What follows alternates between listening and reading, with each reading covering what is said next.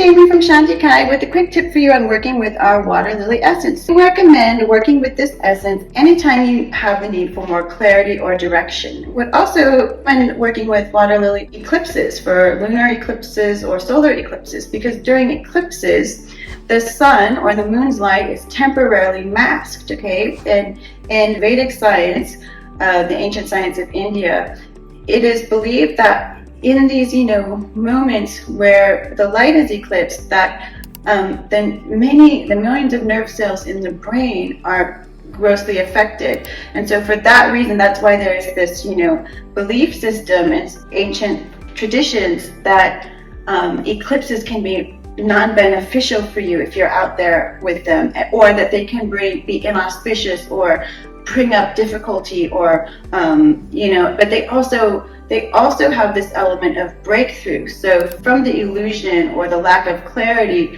comes the light, comes the breakthrough. But to move through the deception, to move through the deception, you first have to get through that period of dark. And so water lily can be a really good essence to work with, to harness or to capitalize on that energy that is available during an eclipse, and work with it for your own transformation. That would be our water lily flower essence from Shanti. Thank you very much.